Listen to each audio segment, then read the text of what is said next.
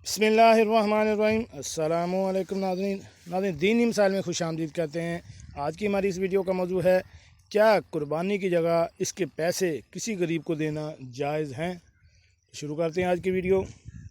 जिस शख्स पर कुर्बानी वाजिब हो, इसके लिए कुर्बानी छोड़कर कुर्बानी की रकम किसी फ़ुकरा को देना शरअन दुरुस्त नहीं है।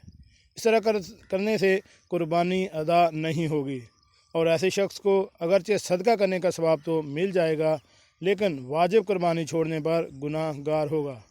कुर्बानी करना एक मुस्तकिल इबादत है और गरीब की मदद एक दूसरी इबादत है। एक इबादत को बिना दबाकर किसी दूसरी इबादत को छोड़ना कोई माकूल बात नहीं।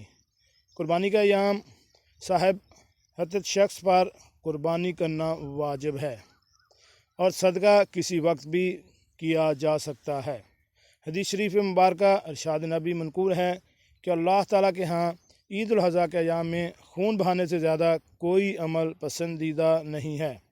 एक और हदीस में वाद है कि जो शख्स कुर्बानी की इस्तिताअत रखता हो और कुर्बानी ना करे तो हमारी ईदगाह के करीब पढ़ने भी ईद ना आए।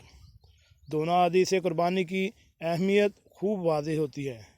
अगर आप पर कुर्बानी करना वाजिब है तो कुर्बानी से ही करना ज़रूरी है, और अगर कुर्बानी ना की हो तो वाजिब छोड़ने का गुनाह होगा।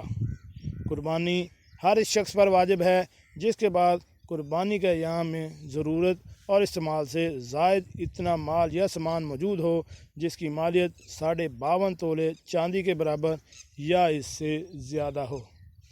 जी नाज़रीन, कैसे लगी आज की हमारी ये मालूमाती वीडियो।